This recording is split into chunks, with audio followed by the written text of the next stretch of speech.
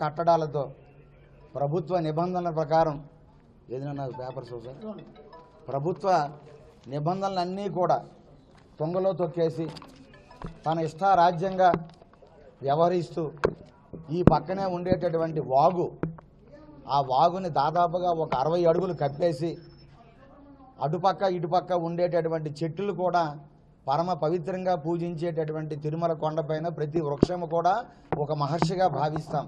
అలాంటి వృక్షాలు దాదాపుగా వందలాది వృక్షాలన్నీ కూడా నేలని కూల్చేసి ఆ వాగుని కప్పేసి ఇటుపక్క అక్రమ కట్టడాన్ని పెంచి నిబంధనలకి కేవలంగా 4 అంతస్తుల వరకు మాత్రమే నిర్మాణం చేసుకోమని అవకాశం ఇస్తే అటువంటిది 6 ఫ్లోర్ల వరకు కూడా ఆయన అటుపక్క ఇటుపక్క నిబంధనల్ని అతిక్రమించడమే కాకుండా అలాగే ఈ 3 పక్కల కూడా 3.5 మీటర్ల సేఫ్టీ, ఏదైనా ప్రమాదం జరిగితే ఆ ఫైర్ స్టేషన్ ఫైర్ ఇంజిన్ కానీ ఏదైనా చక్కగా వెళ్ళడానికి కూడా కనీసం ఒక అడుగు చోటు కూడా లేకుండా పూర్తిగా ఆయన చేతుల్లో అధికారం ఉన్నది.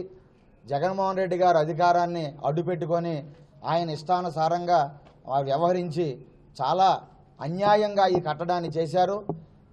ఎంత దారుణం అంటే కనీస ఏవైనా తుఫాన్లు వచ్చేటప్పుడు, వరదలు వచ్చేటప్పుడు విశాలంగా 80 అడుగులు దూరంగా ఉండే వాగుని 20 అడుగులు కుదించేశారు. రేపు వరద కానీ ఏవైనా తుఫాన్ల సమయంలో నీరు ప్రవహిస్తే ఆ వాగులో ఉండే గ్రావెల్ మొత్తం కొట్టుకుపోవడమే కాకుండా లోనకి గుచ్చేసి మొత్తం బిల్డింగే డ్యామేజ్ అయిపోయే ప్రమాదం ఉంది, కూలిపోయే ప్రమాదం ఉన్నది. ఇప్పటికే మీ అందరూ మీడియా ముఖంగా చూశారు, ఒక భీము పూర్తిగా కిందకి వంగిపోతూ ఉన్నది. అంటే నిబంధనలకు విరుద్ధంగా చాలా బరువు వేయడం వలన అప్పుడే భీము కిందకి అది వంగింది. అంటే భవిష్యత్తులో కొద్ది నెలల్లో కొద్ది రోజుల్లో ఏదైనా ప్రమాదం జరగవచ్చు. రేపు మరి ఏదైనా ప్రమాదం జరిగితే ఆ రోజు ఇక్కడ ఉండే భక్తులకు ఏదైనా కష్టం వచ్చి చనిపోతే ఎవరి బాధ్యత? విశాఖ శారదాపీఠాధిపతి వహిస్తాడా, లేకపోతే టీటీడీ వాళ్ళు వహిస్తారా? ఈ మత్స అనేది వెంకటేశ్వర స్వామి మీద పడిపోతుంది కదా. తిరుమల క్షేత్రంలో ఈ ఘోరం జరిగిందంటే అది వెంకటేశ్వర స్వామికి అపకీర్తిగా మారిపోతుంది కదా. అలాంటి అపకీర్తిని తెచ్చిపెట్టేటటువంటి ఈ శారదాపీఠం అక్రమార్గంగా నిర్మాణం చేస్తున్నటువంటి ఈ అంతస్తుల్ని ఎందుకు మీరు కోల్చడం లేదు? ఎందుకు మీనమేఘాలు మీరు లెక్కిస్తూ ఉన్నారు? ఎందుకు తాత్సర్యం చేస్తున్నారు? మీరే చెప్పారు కదా, విశాఖ శారదాపీఠం దాదాపుగా వారికి ఇవ్వండి, విశాఖ శారదాపీఠానికి 5,000 SFT స్థలం ఇస్తే ఆయన 2,150 SFTని దురాక్రమణ చేశారని టీటీడీ వాళ్ళే చెప్పారు. మరి మీరే చెబితే మీరే ఎందుకు అమలు చేయడం లేదు? కాబట్టి ఇటువంటి నిబంధనల విరుద్ధంగా చేసేటటువంటి కార్యక్రమాల్లో మీరు ఎలా సర్టిఫై చేస్తున్నారు? ఇదంతా బాగుందని ఫైర్ సర్టిఫికేట్లు మీరు అలాగ ఇస్తున్నారు అంటే భక్తుల భద్రత మీకు అక్కర్లేదా?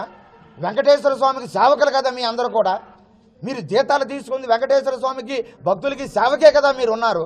రేపు జరగకూడదు జరిగితే ఎంత ప్రమాదం అది ఒక్కసారి దయచేసి ఆలోచించండి. ఇది వెంకటేశ్వర స్వామి మాకు ఆయన పంపించాడేమో అనుకుంటున్నాం మేము. వెంకటేశ్వర స్వామి పవిత్రత, వెంకటేశ్వర స్వామి తాలూకా గౌరవ మర్యాదలు ఎట్టి పరిస్థితుల్లో కూడా ఎవరు భగ్నం చేయడానికి ఎట్టి పరిస్థితుల్లో వీలు లేదు. దానికి ఎవరైనా కూడా శిక్షార్హులే.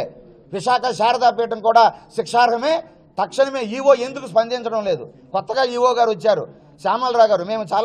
నేను ఆయన వచ్చిన వెంటనే ఆ అన్నదానాన్ని, క్యూ క్యాంప్లెక్స్లన్నీ చూశారు, చాలా సంతోషించాం. మేము అన్నప్రసాదం తిన్నా బాగానే ఉంది.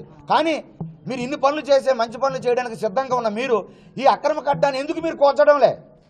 నిబంధనల విరుద్ధంగా ఉన్నదని మీరే చెప్తున్నారు కదా. మరి కాబట్టి తక్షణమే భక్తుల సౌకర్యం కోసం వెంకటేశ్వర స్వామికి ఎటువంటి అపకీర్తి రాకూడదు, ఆయనకి ఏ మచ్చ రాకూడదు, ఎట్టి పరిస్థితుల్లో స్వామిగానే ఉండాలి. ఆయన తాలూకా కీర్తి ప్రతిష్టలు దేశాలు వ్యాప్తించాలి తప్ప ఎక్కడా కూడా చెడ్డ పేరు అనేది రాకుండా ఉండాలని ఇక్కడ ఉండే అధికారులు కోరుకుంటే తక్షణమే ఈ అక్రమ కట్టాలు కోల్చండి. మీరు కోల్చకపోతే హిందూ సమాజం యావత్తు కూడా మేము అనేక రకాలుగా ఇక్కడ వెంకటేశ్వర స్వామి కోసం, మా దైవం కోసం, మా స్వామి కోసం మేము ఏ త్యాగానికైనా సిద్ధంగా ఉన్నామని మేము మరీ తెలియజేసుకుంటూ తక్షణమే ఈ వెంకటేశ్వర స్వామి డిపార్ట్మెంట్ ఏదైతే ఉన్నారో ఇక్కడికి రావాలి, ఇక్కడ మేము ఉంటున్నాం, మాకు సమాధానం చెప్పాలి. ఈవో గారు ఫోన్ లిఫ్ట్ చేయడం లేదు, వెంకటేశ్వర స్వామి అక్కడ ఉండేటువంటి స్టాఫ్ కూడా స్పందించడం లేదు. ఎందుకు మీరు స్పందించడం లేదు?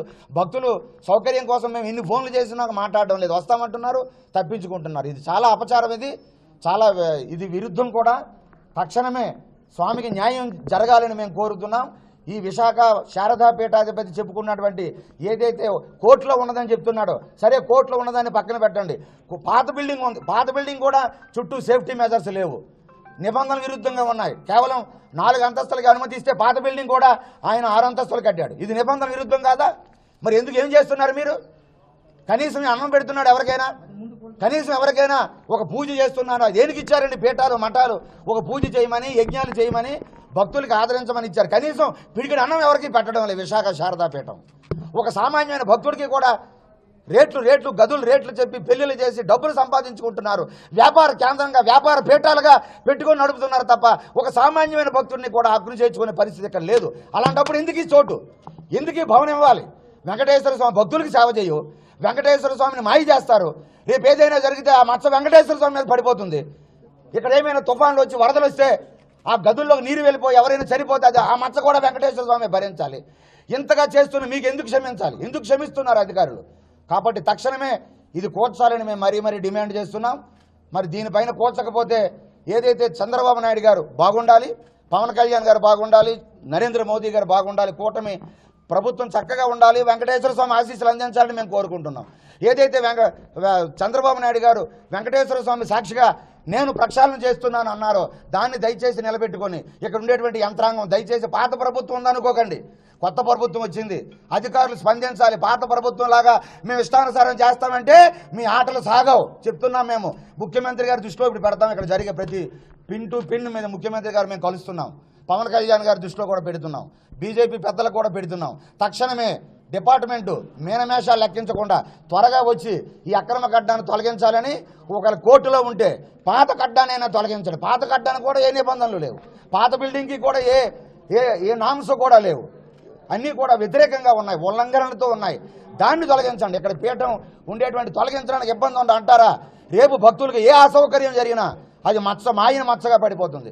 వెంకటేశ్వర స్వామికి మాయన మచ్చ వస్తే మేము మా ప్రాణాలు త్యాగం చేస్తాం తప్ప స్వామికి ఎట్టి పరిస్థితుల్లో ఆయన పవిత్రత భంగం కలగనేమో. దానికోసం మేము పోరాడుతున్నాం, వెంకటేశ్వర స్వామి కోసం మేము మాట్లాడుతున్నాం. వెంకటేశ్వర స్వామి కీర్తి ప్రతిష్టలు పెరగాలని మేము కోరుకుంటున్నాం తప్ప నిబంధనల విరుద్ధంగా జరిగేటటువంటి ఈ కట్టడాలు తొలగించకపోతే రేపు వరదలు వచ్చేటప్పుడు బిల్డింగ్ కూలిపోతుంది, మొత్తం వాకి కప్పేసరి మీరు ప్రత్యక్షంగా మీడియా మిత్రులు అందరూ చూశారు. రేపు జరిగే ప్రమాదానికి ఎవరు బాధ్యులు? ఏదైనా జరిగితే ఎంతటి తీరని అది లోటు పూర్తి చేయని లోటు అయిపోతుంది. కాబట్టి స్పందించి ఈ అక్రమ కట్టాలు తొలగించాలని మరీ మేము డిమాండ్ చేస్తున్నామండి. నమో వెంకటేశాయ, నమో వెంకటేశాయ. తప్పనిసరిగా అండి. ఇప్పుడు ఈవో గారితో మాట్లాడాం, ఆయన వస్తామన్నారు, చూస్తాం ఎంతవరకు వస్తారు అనేది. సీసీ గారితో మాట్లాడాం, తొందరగా చెప్పి మేము వస్తామని అన్నారు, ఇక్కడ ఉంటాం మేము. వారు స్పందించకపోతే తప్పనిసరిగా చంద్రబాబు నాయుడు గారు ముఖ్యమంత్రి గారు కలుస్తాం. అలాగే పవన్ కళ్యాణ్ గారికి బీజేపీ పెద్దలకు దృష్టిలో పెట్టి ఈ విషయం ఎక్కడితో మేము విడిచిపెట్టమండి. ఎందుకంటే ఇది చాలా సీరియస్ ఇష్యూ. ఇది చాలా మీరు చూశారు, భీమ్ కూడా ఎప్పుడే ఉంగిపోయింది. ఎందుకు? బరువు పెరిగిపోయింది. ఒక గాడి మీద 100 కేజీలు వేసామనుకోండి మోస్తుంది, మరొక 100 కేజీలు వేస్తే అలాగే ఇప్పుడు ఈ పరిస్థితి అయిపోయింది. వాగులో కట్టేసి వాగుని కప్పి పెంచారు.